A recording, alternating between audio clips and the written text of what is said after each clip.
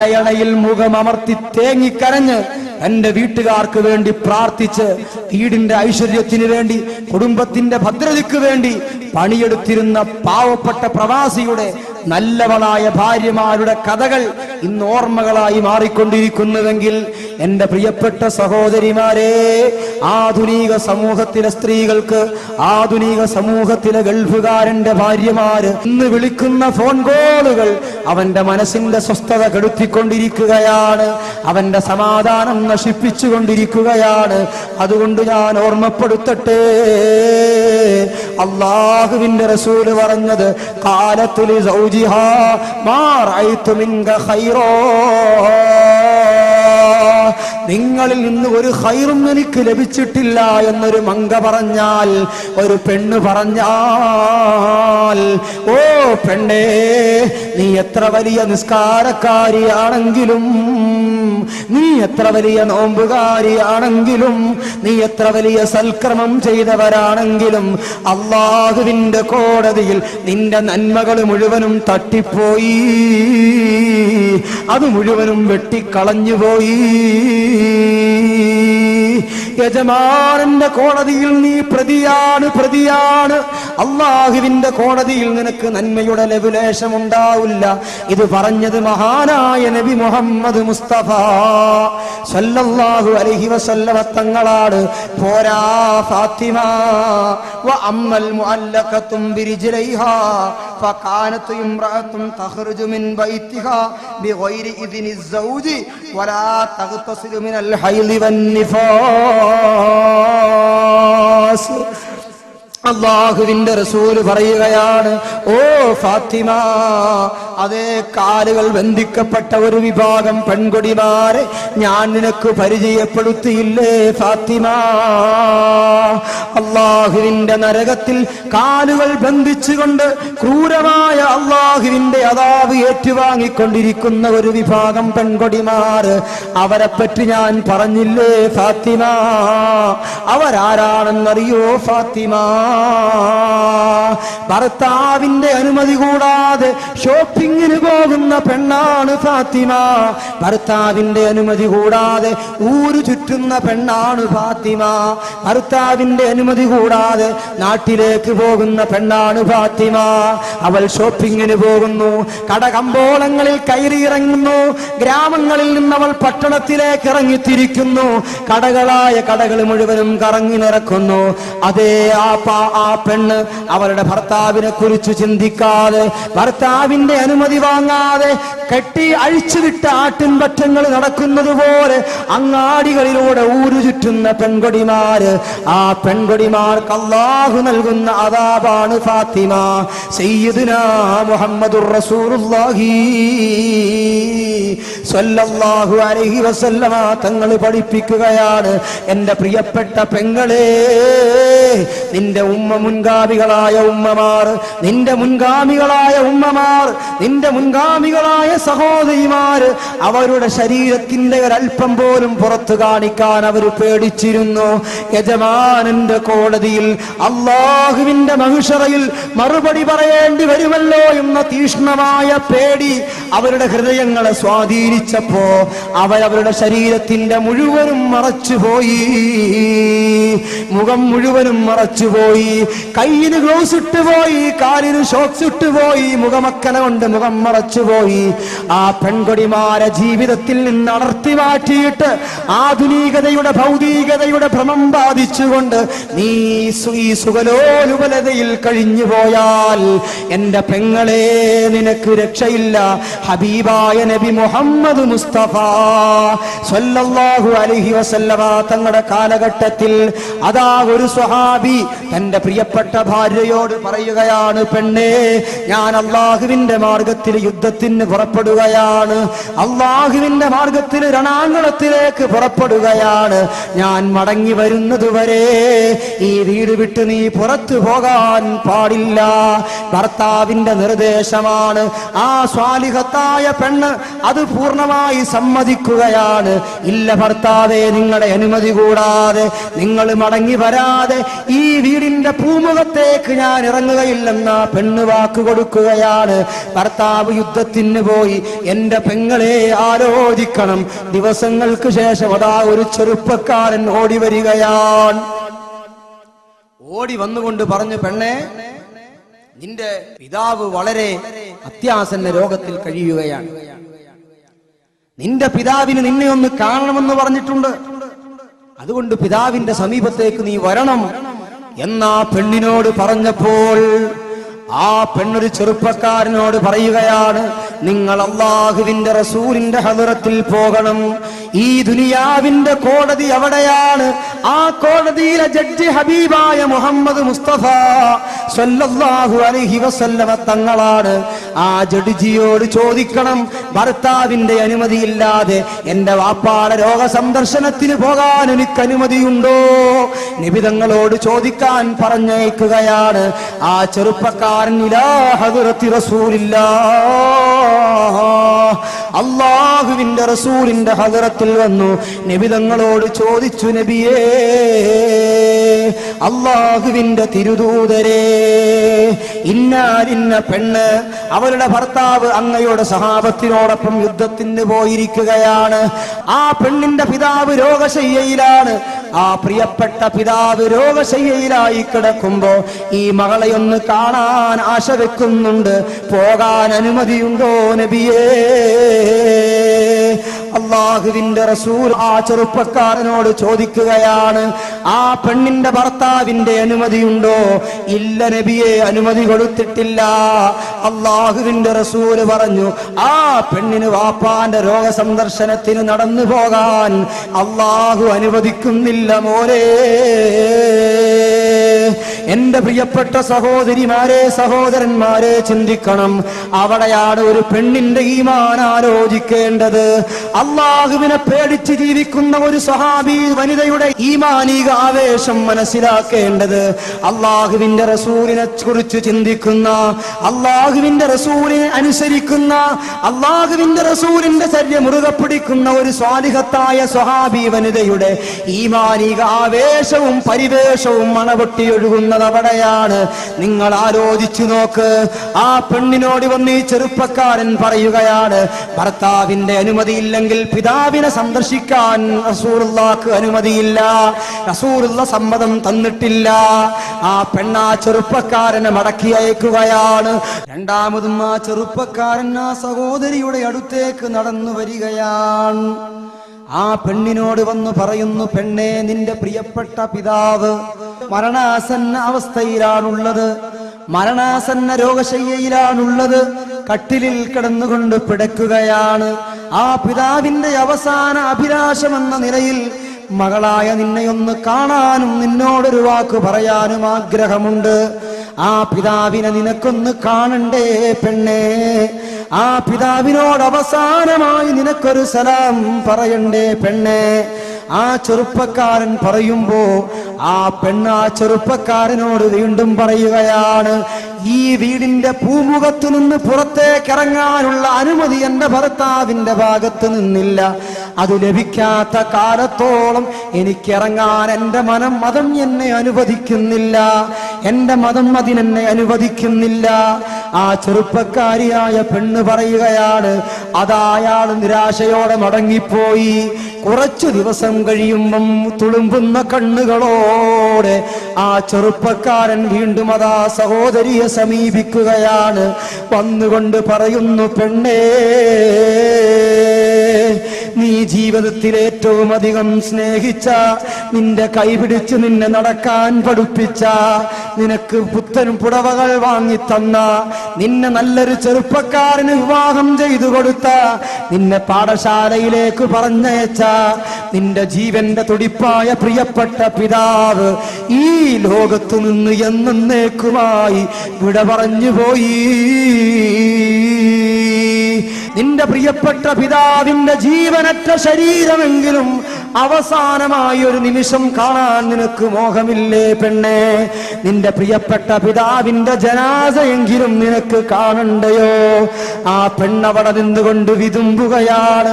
ആ പൊന്നുമോളുടെ കണ്ണുകളിൽ നിന്ന് കണ്ണുനീരൊഴുകുകയാണ്, ചുണ്ടുകൾ ചലിക്കുകയാണ്.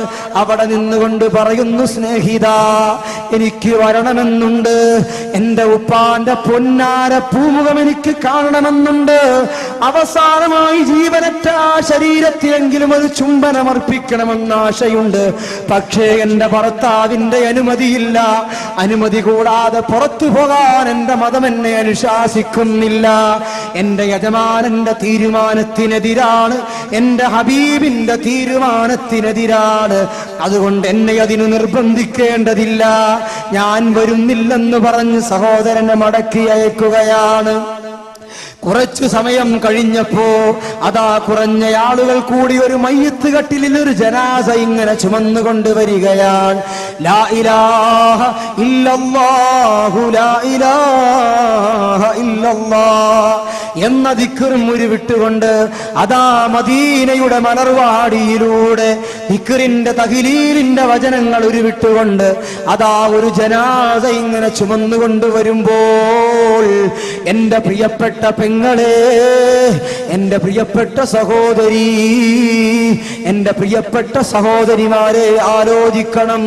ഈത്തപ്പന വീടിന്റെ ഉള്ളിലിരുന്ന് ഈത്തപ്പനയുടെ ഓലകൾ മെല്ലെ അകത്തിയിട്ട് അതിന്റെ ഉള്ളിലൂടെ കിട്ടിയ ദ്വാരത്തൂടെ പുറത്തേക്ക് നോക്കുമ്പോഴാണ് തന്റെ പ്രിയപ്പെട്ട സഹോദരന്മാര്, തന്റെ പ്രിയപ്പെട്ട ആങ്ങളമാർ, തന്റെ പ്രിയപ്പെട്ട അമ്മാവന്മാര് ചുമന്നുകൊണ്ടുവരുന്ന ജനാസ തന്നെ പോറ്റി വളർത്തിയ പിതാവിന്റെ ജനാസയാണ്.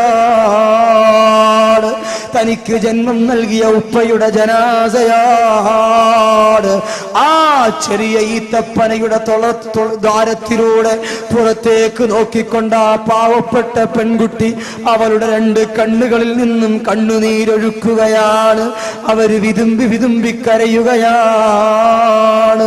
അവിടെ നിന്ന് ആ പാവപ്പെട്ട പെൺകുട്ടി ഒരു പ്രാർത്ഥന, അല്ലാഹുമ്മ ഗ്ഫിർ ലി അബീ, اللهم اغفر لي أبي وملجأ محبتي وقطعة قبدي. അർഹമുറാഹിമായ റബ്ബേ, എനിക്ക് ജന്മം നൽകിയ പിതാവിന്റെ ജനാസയാണ് ചുമന്നുകൊണ്ടുപോകുന്നത്. എന്റെ പിതാവിന്റെ ജീവനറ്റ ശരീരം പോലും എനിക്ക് കാണാൻ അവസരം ലഭിച്ചില്ല. എന്റെ പിതാവിന്റെ ഖബർ നീ സ്വർഗമാക്കണേ അല്ലാ. എന്റെ പിതാവിനു നീ പൊറുക്കണേ അല്ലാ. ഒരു മകളുടെ ഹൃദയാന്തരത്തിൽ നിന്നുള്ള പ്രാർത്ഥനയാണ്, ഒരു മകളുടെ അവസാനത്തെ ദുആയാണ്, പിതാവിനോടുള്ള അവസാനത്തെ അംഗീകാരമാണ്, ഹൃദയത്തിൽ നിന്ന് വേദനിക്കുന്ന ദുആ. ഞാൻ ചുരുക്കി പറയട്ടെ സഹോദരങ്ങളെ, ആ പ്രിയപ്പെട്ട പിതാവിനെ ഖബറടക്കി എല്ലാവരും മടങ്ങി.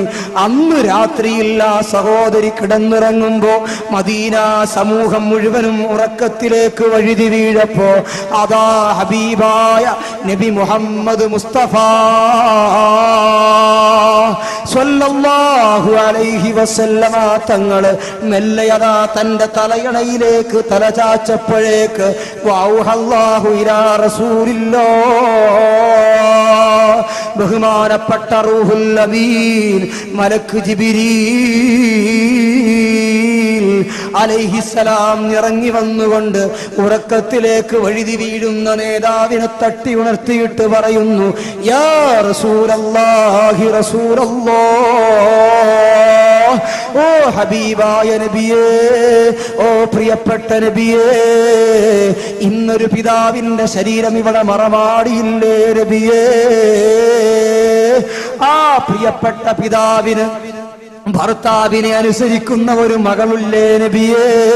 ഭർത്താവിനെ അനുസരിച്ചതിന്റെ പേരിൽ സ്വന്തം വീട് വിട്ട് പുറത്തു പോകാതെ അള്ളാഹുവിനെ പേടിച്ച്, അള്ളാഹുവിന്റെ റസൂലിനെ പേടിച്ച് വീടിന്റെ ഉള്ളറയിൽ ജീവിതം സംശുക്തമാക്കിയ, വീടിന്റെ ഉള്ളറയിൽ ഒതുങ്ങിക്കൂടിയ ആ പാവപ്പെട്ട മകളുടെ ദുആഇന്റെ ബറക്കത്ത് കൊണ്ട് അള്ളാഹു ആ വാപ്പാക്ക് പുറത്തു കൊടുത്തു നബിയേ.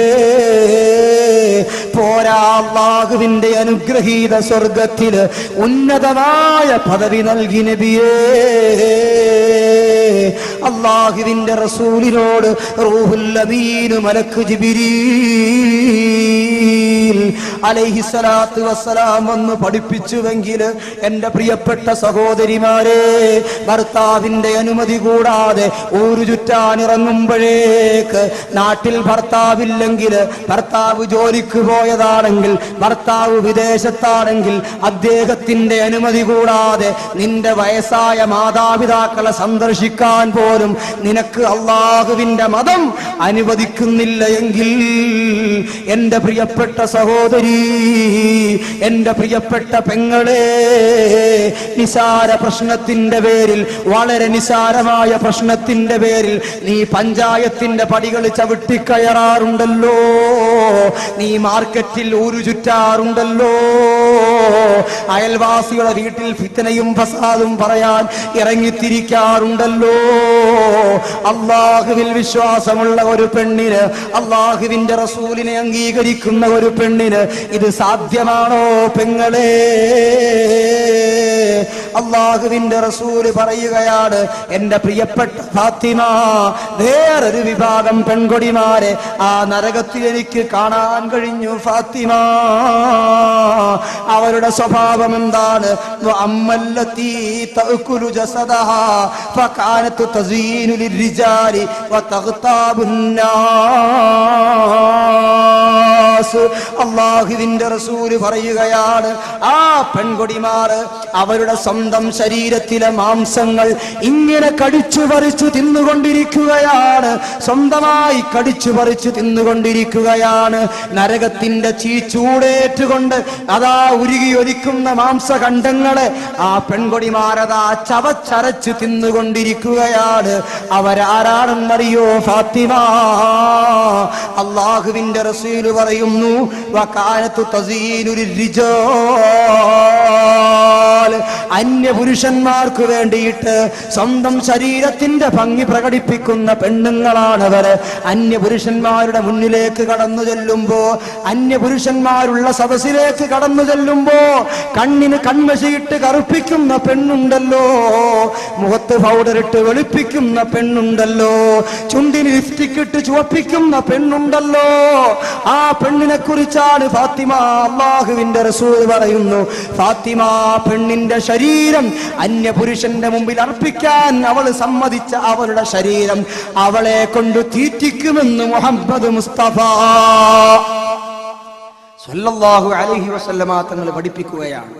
പിന്നീട് അല്ലാഹുവിന്റെ റസൂൽ ഫാത്തിമ ബീവിയോട് പറയുകയാണ്, ഫാത്തിമ, വേറെ ഒരു വിഭാഗം പെൺകൊടിമാരെയാ നരകത്തിൽ എനിക്ക് കാണാൻ കഴിഞ്ഞു ഫാത്തിമ.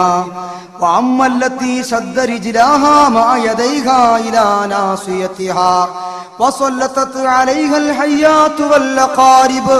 ഫാത്തിമ, നിനക്കറിയുമോ ആ നരകത്തിൽ ഒരു വിഭാഗം പെൺകൊടിമാർ അവരുടെ രണ്ട് കൈകാലുകളെ അവരുടെ മൂർധാവിലേക്ക് വലിച്ചു കെട്ടിയിരിക്കുകയാണ് ഫാത്തിമ. ആ പെണ്ണുങ്ങളുടെ ശരീരത്ത് മാംസങ്ങൾ മുഴുവനും അതാ പാമ്പുകളും തേളുകളും കടിച്ചു പറിച്ചു തിന്നുകൊണ്ടിരിക്കുകയാണ്. അവരാരാണെന്നറിയോ ഫാത്തിമ? ആ പാമ്പുകളും തേളുകളും കടിച്ചു പറിച്ചു കൊണ്ടിരിക്കുന്ന ആ വിഭാഗം ആളുകൾ അവരാരാണെന്ന് അറിയോ ഫാത്തിമ?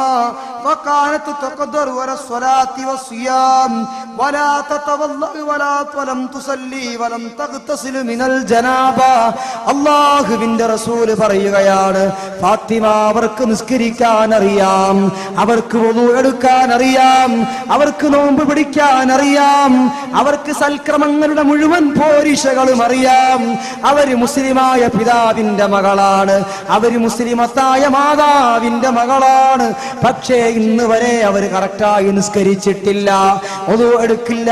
നിസ്കാരത്തിന്റെ സമയമായാൽ വുളു എടുക്കാൻ ആ പെൺകുട്ടി മുന്നോട്ട് വരാറില്ല. അവൾ നിസ്കരിക്കാൻ ഒരുക്കമല്ല, അവൾ നോമ്പെടുക്കാൻ ഒടുക്കമല്ല. പോരാ, അല്ലാഹുവിന്റെ റസൂല് പറയുന്നു, വലം തഗ്തസിലു മിനൽ ജനാബ. ആ പെണ്ണ് പാതിരാത്രിയിൽ ഭർത്താവുമായി ശാരീരിക സല്ലാപത്തിൽ ഏർപ്പെട്ടിട്ട് സുബഹിക്ക് മുമ്പേ എഴുന്നേറ്റ് കുളിച്ചു സുബഹി നിസ്കരിക്കേണ്ടതിന്റെ പകരം ആ പ്രിയപ്പെട്ട സഹോദരി ഉച്ചവരെ കുളിയെ നീട്ടിക്കൊണ്ടുപോകുന്നവളാണ്. ജനാപത്തുണ്ടായാൽ ഉടനെ കുളിച്ച് ശുദ്ധീകരിക്കാത്തവളാണ്. ശരീരത്തിന്റെ ശുദ്ധിയുടെ വിഷയം ശ്രദ്ധിക്കാത്തവളാണ്. നിസ്കാരത്തിന്റെ വിഷയം ശ്രദ്ധിക്കാത്തവളാണ്. അമലിന്റെ വിഷയം ശ്രദ്ധിക്കാത്തവളാണ്. ആ പെണ്ണിന്റെ കൈകാലുകൾ അവളുടെ മൂർധാവിലേക്ക് കെട്ടിയിട്ട് ആ അഗ്നികടോരമായ നരകത്തിന്റെ ഭീകരമായ അദാബ് അവളെ അല്ലാഹു രുചിപ്പിക്കുന്നതാണ്. ഫാത്തിമ സയ്യിദുനാ വ നബിയുനാ മുഹമ്മദ് മുസ്തഫ സല്ലല്ലാഹു അലൈഹി വസല്ലമ തങ്ങൾ പഠിപ്പിക്കുകയാണ്. എന്റെ പ്രിയപ്പെട്ട സഹോദരങ്ങളെ, ഞാനും നിങ്ങളും ആലോചിച്ചു. പരിശുദ്ധമായ ഖുർആൻ ഓതാൻ ആ പെണ്ണിനറിയാം. നിസ്കാരത്തിന്റെ അമലുകളൊക്കെ ആ പെണ്ണിനറിയാം. നോമ്പെടുക്കാനും സകാത്ത് കൊടുക്കാനും സ്വതക്ക ചെയ്യാനും മറ്റ് അമലുകളും ഒക്കെ ആ പെണ്ണ് പഠിച്ചിട്ടുണ്ട്. പക്ഷേ അള്ളാഹുവിനെ കുറിച്ച് പേടിയില്ലാത്തതിന്റെ പേരിൽ ഹബീബായ അഷ്റഫുൽ ഖൽഖ് സയ്യിദുനാ മുഹമ്മദുർ റസൂലുള്ളാഹി സ്വല്ലല്ലാഹു അലൈഹി വസല്ലമ തങ്ങൾ പഠിപ്പിച്ച അദാബുകളെ കുറിച്ച് ബോധമില്ലാത്തതിന്റെ പേരിൽ ആ സഹോദരിമാർ ചെയ്തു കൂട്ടുന്ന ആ സഹോദരിമാർ നിസ്കാരത്തിൽ അശ്രദ്ധവാന്മാരാവുകയാണ്. നോമ്പിന്റെ വിഷയത്തിൽ അശ്രദ്ധകളാവുകയാണ്. ഖുർആൻ ഓതാൻ അവർക്ക് സമയമില്ല. എന്നാൽ എത്ര തിരക്കുണ്ടെങ്കിലും സീരിയലിന്റെ മുമ്പിലും സിനിമയുടെ മുമ്പിലും അതുപോലെ കോമഡി ഷോകളുടെ മുമ്പിലുമൊക്കെ എത്ര സമയം ചിലവഴിക്കുന്നതിനും ഈ പെൺകുടിമാർക്ക് യാതൊരു പ്രയാസവുമില്ല. ഞാൻ ഓർക്കുന്നു, കഴിഞ്ഞ ഒരു മതപ്രഭാഷണത്തിന്റെ സദസ്സിൽ ഞാനിങ്ങനെ പ്രസംഗിച്ചു കൊണ്ടിരിക്കുമ്പോൾ അവസാനം ദുആ ചെയ്യാൻ എടുത്തപ്പോൾ ഒരു കത്ത്, ആ കത്തിന്റെ ഉള്ളിൽ കുറച്ച് പൈസയും ഉണ്ടായി. കുറച്ചധികം പൈസ ഉള്ളത് കൊണ്ട് എന്തോ കാര്യപ്പെട്ട വിശേഷമായിരിക്കുമെന്ന് മനസ്സിലാക്കി ഞാൻ ഈ ലെറ്റർ ഇങ്ങനെ വായിച്ചു നോക്കിയപ്പോ സംഗതി ഗൗരവമുള്ളത് തന്നെ. ഉസ്താദെ, ഒരു സഹോദരി കാറ് ആക്സിഡന്റിൽപ്പെട്ട് വളരെ അപകടകരമായ ഗുരുതരാവസ്ഥയിൽ ഹോസ്പിറ്റലിലാണ്. ആ സഹോദരിയുടെ രോഗശമനത്തിന് വേണ്ടി, അവള് മരിക്കാതെ രക്ഷപ്പെട്ടു കിട്ടണം, അതിനുവേണ്ടി നിങ്ങൾ ദുആ ചെയ്യണം. അതുകൊണ്ട് ഈ സദസ്സിലേക്ക് ചെറിയൊരു സംഖ്യ എന്ന് പറഞ്ഞ് പൈസയും വെച്ചിട്ട് ഹദിയ നൽകി പറഞ്ഞയച്ചു. ഒരു ജീവന്റെ ഭീഷണിയാണല്ലോ, സഹോദരിയുടെ ജീവന്റെ പ്രശ്നമായതുകൊണ്ട് അവസാനം സദസ്സിന്റെ ദുആയുടെ അവസാനം നന്നായി ഞാൻ ആ സഹോദരിക്ക് വേണ്ടി ദുആ ചെയ്യുകയും ചെയ്തു. പിറ്റേ ദിവസം സംഘാടകർ ഒരു വയസ്സായ ഉമ്മാമാനെ പിടിച്ച് ഇങ്ങനെ കൊണ്ടുവരുന്നു. ഞാൻ ചോദിച്ചു, ഏതാണ് ഉമ്മാമ? രണ്ടാമത്തെ ദിവസം വയത് പരിപാടി നടക്കുന്നു. സംഘാടകർ പറഞ്ഞു, ഇന്നലെ ആക്സിഡന്റ് പറ്റിയ ഒരു സഹോദരിക്ക് വേണ്ടി ദുആ ചെയ്യാൻ ഒരു ഉമ്മാമ പൈസയും ലെറ്ററും തന്നിരുന്നില്ല, ആ ഉമ്മാമയാണ്. അപ്പൊ ഞാൻ നോക്കുമ്പോ ഉമ്മാമയുടെ വലിയൊരു കവറുണ്ട്. എന്തോ കാര്യമായത് കൊണ്ടുവരികയാണ്. നേരം വിളിക്കാനായിരിക്കും എന്നാണ് ഞാൻ മനസ്സിലാക്കിയത്. പക്ഷെ കൊണ്ടുവന്ന് സ്റ്റേജിലേക്ക് വല്ല കയറി വന്നു. നോക്കുമ്പോ എന്താന്ന് ചോദിച്ചപ്പോ ഇതൊരു തേയിലപ്പൊടിയുടെ പാക്കറ്റ്, ഏതാണ്ട് 2 കിലോ വരുന്ന നല്ല ശരിക്ക് പാക്ക് ചെയ്ത 2 കിലോയോളം വരുന്ന തേയിലപ്പൊടി നിറച്ച ഒരു പാക്കറ്റ് എന്റെ കയ്യിലേക്ക് തന്നു. ഉസ്താദേ, അൽഹംദുലില്ലാഹ്, നിങ്ങളുടെ ദുആ അല്ലാഹു സ്വീകരിച്ചു. ആ ആശുപത്രി കിടന്ന കുട്ടി വളരെ അത്ഭുതകരമായി രക്ഷപ്പെട്ടു എന്ന് പറഞ്ഞ് ഇങ്ങനെ എന്നോട് അത്ഭുതം പറഞ്ഞപ്പോൾ ഞാൻ ചോദിച്ചു, നിങ്ങളുടെ ആരായിട്ട് വരും ഈ കുട്ടി? മകളോ മരുമകളോ പേരക്കുട്ടികളോ അങ്ങനെ അടുത്ത ആരെങ്കിലും ആണോ ബന്ധം ചോദിച്ചപ്പോ സുബ്ഹാനല്ലാഹ്, ആ ഉമ്മാമ പറഞ്ഞ മറുപടി കേട്ടാല് സഹോദരിമാരെ, ഒരർത്ഥത്തിൽ രസം തോന്നുമെങ്കിലും ഇത്തരത്തിൽ ഗൗരവമുള്ളതാണ്. ആ ഉമ്മാമ പറയാണ്, പേര് പറഞ്ഞ എനിക്ക് ഓർമ്മയില്ല, ഏതോ ഒരു സീരിയലില് അഭിനയിക്കുന്ന ഒരു പെണ്ണ്, അഭിനയം തന്നെയാണ്. വാഹനത്തിൽ ഇങ്ങനെ പോകുമ്പോ വേറെ ഒരു വലിയ നാഷണൽ പെർമിറ്റ് ലോറിയായിട്ട് കൂട്ടിയിടിച്ച് ഈ പെണ്ണ് വളരെ അത്യാസന്ന നിലയിൽ, സീരിയലിന്റെ ഇടയ്ക്ക് ഇങ്ങനെ കാട്ടുകയാണ്, വളരെ അത്യാസന്ന നിലയിൽ ഈ പെണ്ണിനെ ഹോസ്പിറ്റലിൽ എത്തിക്കുന്ന രംഗം അവിടെ വെച്ച് അന്നത്തെ സീരിയലിൽ കട്ടായി. അത്രയേ ഉള്ളൂ, ഒരു മൂർധന്യ ദിശയെ കൊണ്ടവിടെ വെച്ചു. എന്നിട്ടോ ഈ ഉമ്മാമാക്ക് അത് കണ്ടപ്പോ വല്ല കാരണം കുറെ ദിവസമായി നിരന്തരം ഉമ്മാമ ഇത് കണ്ടുപോരുകയാണ്. ഉമ്മാമയുടെ മനസ്സിന് വല്ലാതെ അത് സ്വാധീനിച്ചു. പിറ്റേ ദിവസം ആ സമയമായപ്പോ അവള് ചത്തോ ജീവിച്ചോ അതിന്റെ ദുആ ഫലിച്ചോ എന്നറിയാൻ വേണ്ടി പിറ്റേ ദിവസം സീരിയൽ വെച്ചപ്പോ അൽഹംദുലില്ലാ ഒരു തകരാറുമില്ല, അത്ഭുതകരമായി രക്ഷപ്പെട്ടിട്ടുണ്ട്. എന്റെ പെങ്ങളെ, എന്റെ സഹോദരി, എന്റെ ഉമ്മമാരെ, ഞാൻ ചോദിക്കാൻ ആഗ്രഹിക്കുകയാണ്. ഉഹദിന്റെ രണാങ്കളത്തിൽ അസദുല്ലിലാഹി സയ്യിദുശ് ശുഹദാഇ ഹംസത്തുൽ ഖറാർ റളിയല്ലാഹു അൻഹുവിന്റെ പരിശുദ്ധമായ കരള് കടിച്ചു തുപ്പിയിട്ട് നിന്റെ കണ്ണിൽ നിന്നൊരിറ്റ് കണ്ണുനീര് വീണില്ലല്ലോ. ഉഹദിന്റെ പോർക്കളത്തിൽ ലോകത്തിന്റെ അഭിവന്ദനായ നേതാവ് സയ്യിദുൽ വജൂദ് മുഹമ്മദുർ റസൂലുള്ളാഹി സ്വല്ലല്ലാഹു അലൈഹി വസല്ലം തങ്ങളുടെ പരിശുദ്ധമായ മുൻപല്ലിന് പൊട്ടലേറ്റിട്ട് അവിടുത്തെ പരിശുദ്ധമായ മുഖത്ത് മുറിവേറ്റിട്ട് നിന്റെ കണ്ണിൽ നിന്ന് കണ്ണുനീരുക്കിയിട്ടില്ലല്ലോ, നിന്റെ മനസ്സ് വേദനിച്ചിട്ടില്ലല്ലോ, നിന്റെ ഹൃദയം പിടഞ്ഞിട്ടില്ലല്ലോ.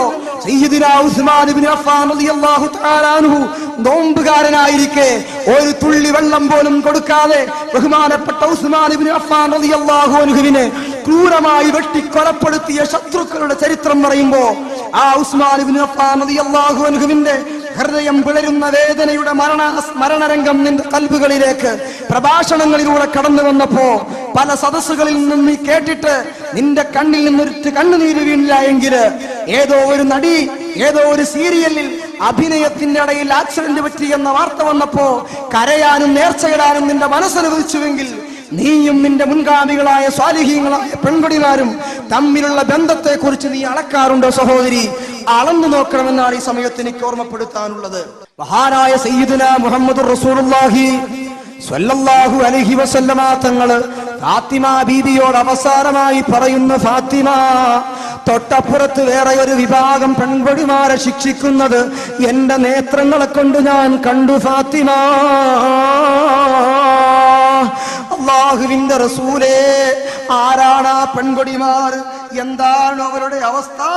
അല്ലാഹുവിന്റെ റസൂലിനോട് ചോദിച്ചപ്പോ നബി തങ്ങൾ പറയുകയാണ്, വഅമ്മല്ലത്തി റഅസുഹാ കറഅസിൽ ഖിൻസീർ വബദനുഹാ കബദനിൽ ഹിമാർ. ഓ ഫാത്തിമ, ആ പെൺകൊടിമാരുടെ തലയുണ്ടല്ലോ അത് സാക്ഷാൽ പന്നിയുടെ തലയാണെന്ന് ഞാൻ പറഞ്ഞില്ലേ ഫാത്തിമ? അവരുടെ ഉടലുണ്ടല്ലോ ഫാത്തിമ, അത് സാക്ഷാൽ ഹിമാരിന്റെ ഉടലാണ്, കഴുതയുടെ ഉടലാണ്. പിതാവേ, അവര് ചെയ്ത തെറ്റെന്താണ്? അവര് ചെയ്ത അപാകത എന്താണ്? അവര് ചെയ്ത പാതകം എന്താണ്? അല്ലാഹുവിന്റെ റസൂല് പറയുന്നു, ഫകാനത്ത് നമാമത്തുൻ വകാദിബാ. ആ പെണ്ണുങ്ങൾ വല്ലാതെ കളവ് പറഞ്ഞു പോയി, അവര് വല്ലാതെ ഈബത്ത് പറഞ്ഞു പോയി. പോരാ, വതബ്ഗദു സൗജിഹാ വതബ്ഗദു സൗജഹാ. അവൾ അവളുടെ ഭർത്താവിനെ ദേഷ്യം പിടിപ്പിച്ചു പോയി. ഭർത്താവിന് പൊരുത്തമില്ലാത്ത അവസ്ഥയിൽ അവൾ പുറത്തുപോയി. ഹസനാഉ യാ ദാത്തിൽ ജമാലി ഫഇന്നനി അഖ്ശാ അലൈക മിനൽ ഹബീസിൽ മുജ്രിമീ لا ترضى هذا الجمال على الوراء إلا لزوج أو قريب مجرم إلا لزوج أو قريب محرم. മഹാന്മാര് പഠിപ്പിക്കുകയാണ്, ഓ പെണ്ണേ, നിന്റെ ശരീരം സൗന്ദര്യമുള്ളതാണ്. ആ സൗന്ദര്യം ഭർത്താവിന് പൊരുത്തമില്ലാത്തവന്റെ മുമ്പിൽ പ്രദർശിപ്പിക്കാനുള്ളതല്ലോ, അത് മരിച്ച വീട്ടിൽ പ്രദർശിപ്പിക്കാനുള്ളതല്ലോ, അത് കല്യാണ വീട്ടിൽ പ്രദർശിപ്പിക്കാനുള്ളതല്ലോ. അത് നിന്റെ ഭർത്താവിന്റെ മണിയറയിൽ, നിന്റെ ഭർത്താവിന്റെ അരമനയിൽ അവന്റെ മുന്നിൽ പ്രകടിപ്പിക്കാനുള്ള സൗന്ദര്യമാണ്. അത് മറ്റൊരുവന്റെ മുമ്പിൽ പ്രകടിപ്പിച്ച് നീ ഭർത്താവിന്റെ കോപം ഏറ്റുവാങ്ങരുതേ. നിന്റെ കണ്ണുകൊണ്ട് നീ അന്യൊരു പുരുഷനിലേക്ക് നോക്കരുതേ. കണ്ണിന് സുറുമയിട്ടിട്ട് അന്യൊരുത്തിന് കാണാൻ അവസരം കൊടുക്കരുതേ. മുഖത്ത് പൗഡറിട്ട് വെളുപ്പിച്ചിട്ട് അന്യൊരു പുരുഷൻ കണ്ട് ആസ്വദിക്കാനുള്ള അവസരം നീ കൊടുക്കരുതേ. ചിതലും പുഴുക്കൾ താവളം പെരുത്തുണ്ടതിൽ, സന്തോഷമാണവർക്ക് അവകൾക്ക് നീ ചെല്ലുന്നതിൽ, സന്തോഷമാണവകൾക്ക് നീ ചെല്ലുന്നതിൽ. പൊൻവർണ്ണ കോമള മൃദുലമായ ശരീരമിൽ സമരത്തിലാണ് പരസ്പരം തിന്നുന്നതിൽ. കാർഡില്ല റേഷൻ വേണ്ട പോരതിലുണ്ട്, ക്യൂ സിസ്റ്റമില്ല ഇന്നലാണതുകൊണ്ട്. അഴുകുന്നതാണൊരു 3 ദിവസം കൊണ്ടും സുഹൃത്തുക്കളെ നമുക്കുള്ള നേത്രം രണ്ടും. ഉടൻ തന്നെ മുഖമിൽ കാണുമേ ഗുഹരണ്ട്, നോക്കുന്ന പക്ഷം മണ്ടുമേ ഭയം കൊണ്ട്. ബഹുമാനപ്പെട്ട തഴവ ഉസ്താദ് റഹ്മത്തുള്ളാഹി അലൈഹി പറഞ്ഞതാണ്, അല്ലാഹു അവിടുത്തെ ഖബറിൽ ദറജ ഉയർത്തി കൊടുക്കുമാറാവട്ടെ. എന്റെ പെങ്ങളെ, നിന്റെ കണ്ണ് അന്യൊരു പുരുഷനെ ആകർഷിപ്പിക്കാൻ നീ കൺമഷി എഴുതിയ നിന്റെ കണ്ണ് നിന്നെ ഖബറിലേക്ക് വെച്ചാൽ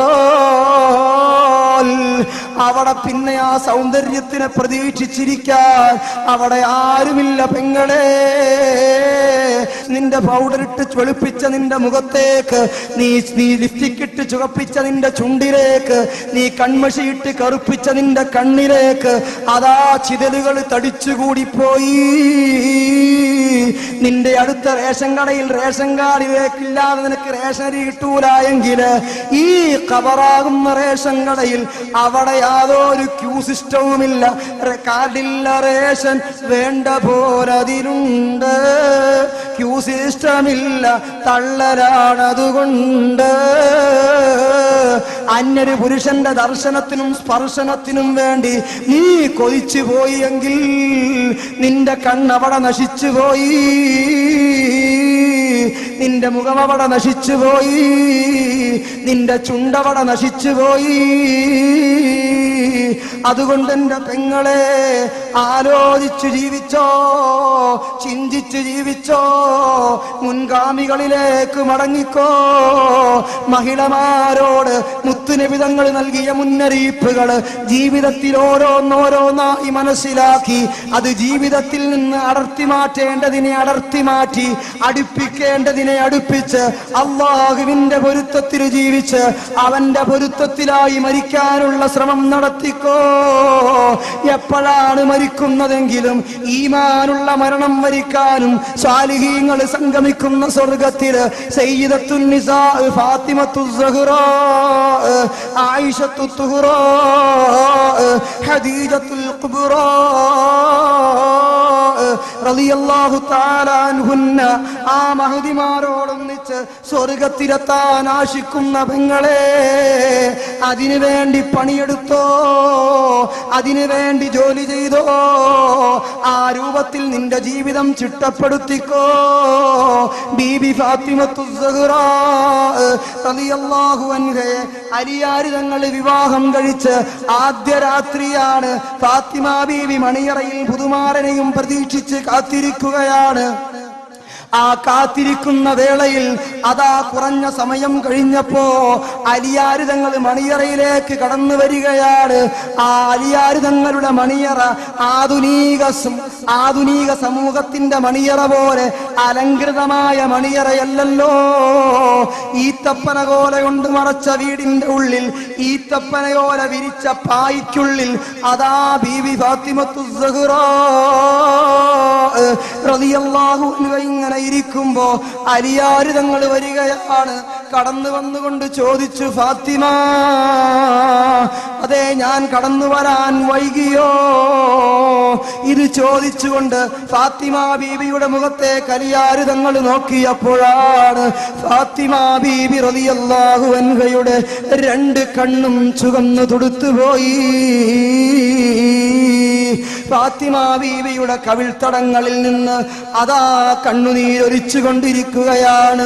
വിതുമ്പി വിതുമ്പി കരയുകയാണ്. മുത്തുനബിയുടെ പൊന്നുമോള് ഓടി വന്നുകൊണ്ട് അലിയാർ തങ്ങൾ ചാരയിരുന്ന് ആ താടിയിൽ മെല്ലെ കൈകൊണ്ടൊന്ന് ഉയർത്തിപ്പിടിച്ചുകൊണ്ട് ചോദിച്ചു, ഫാത്തിമ, ഞാൻ വരാൻ വൈകിപ്പോയോ ഫാത്തിമ? ഞാനെത്താൻ വൈകിയതിന്റെ പേരിൽ കരയുകയാണോ? അല്ല അലിയേ, എന്തിന് കരയുന്നു ഫാത്തിമ? ഈ അലിയൊരു ഫക്കീറാണ് ഫാത്തിമ. നിനക്ക് വേണ്ടി ഒരുക്കിയ മണിയറ നിനക്ക് തൃപ്തിയാകാത്തതിന്റെ പേരിലാണോ ഫാത്തിമ? എന്നോട് പൊറുക്കടേ ഫാത്തിമ. ഇതിനപ്പുറം ചെയ്യാൻ എന്റെ സാമ്പത്തിക സ്ഥിതി എന്നെ അനുവദിക്കുന്നില്ല ഫാത്തിമ.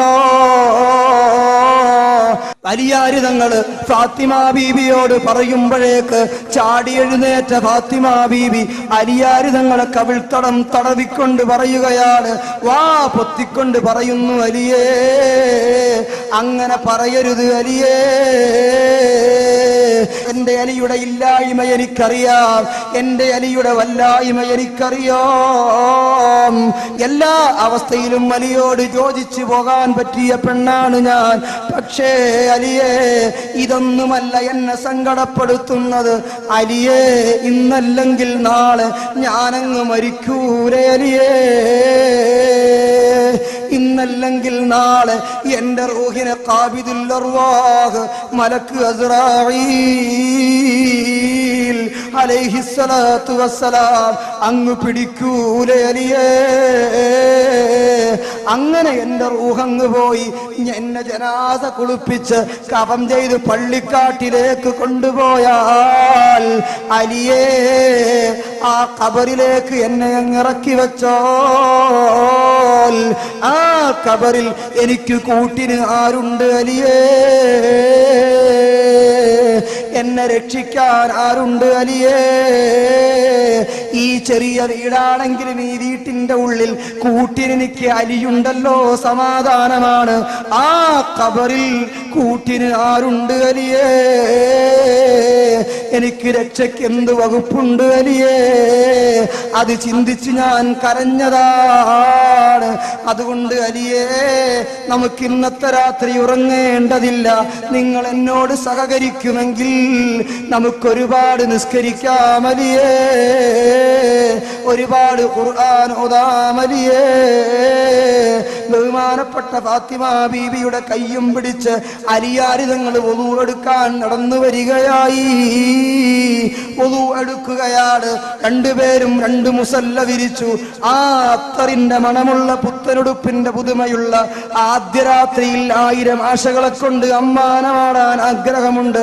പക്ഷേ അല്ലാഹുവിന്റെ വേണ്ടി ഈ രാത്രി ചിലവഴിക്കാൻ അവർ തീരുമാനിച്ചു പോയി. മണ്ണു തിന്നുന്ന ഖബറിലേക്ക് ഖുർആൻ ഓതാൻ അവർ ചിന്തിച്ചു പോയി. ജീവിതത്തിലെ എന്തെങ്കിലും നന്മകളെ കൊണ്ട് ഖബറിലും മഹ്ശറയിലും രക്ഷപ്പെടാനുള്ള ആ ഏറ്റവും പ്രഥമവും പ്രധാനവുമായ രാത്രിയെ അവരുപയോഗപ്പെടുത്തിപ്പോയി.